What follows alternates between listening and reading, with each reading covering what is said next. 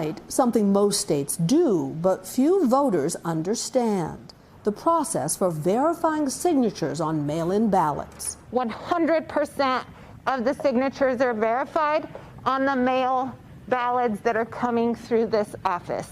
In Maricopa County, Arizona, these election officials are learning how to do it. Do not talk yourself into accepting it if you are not comfortable. At least 31 states and the District of Columbia require election officials to compare the signature on the security envelope voters place their ballot in with other signatures on file, like past voting records or a driver's license, to validate the voter's identity.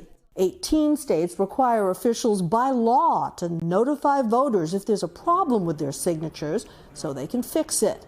But the president has warned, unsupported by evidence, that the system is subject to fraud. There's no verification.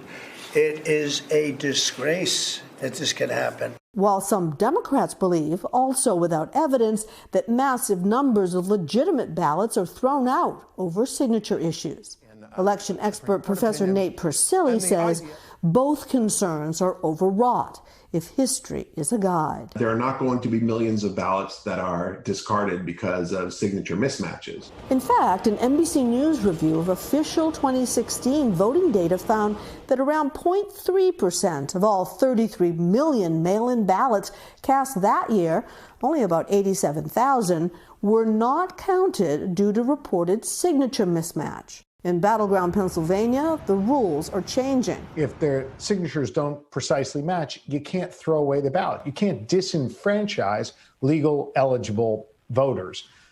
Some counties didn't want to follow that. Philadelphia's only Republican elections official says he's still waiting for guidance from the state's Supreme Court. What I hear you saying is at this point, just decide what the rules are.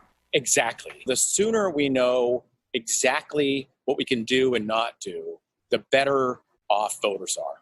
Meanwhile, an NBC News poll revealed over 50% of voters nationally are not confident their mail-in ballots will be counted accurately. My overall biggest concern is that confidence in our electoral system seems to be under siege at the moment. Experts tell us if you're voting by mail, make sure that the signature on your ballot is the same as the signature on your driver's license. Hey, NBC News fans, thanks for checking out our YouTube channel. Subscribe by clicking on that button down here and click on any of the videos over here to watch the latest interviews, show highlights, and digital exclusives.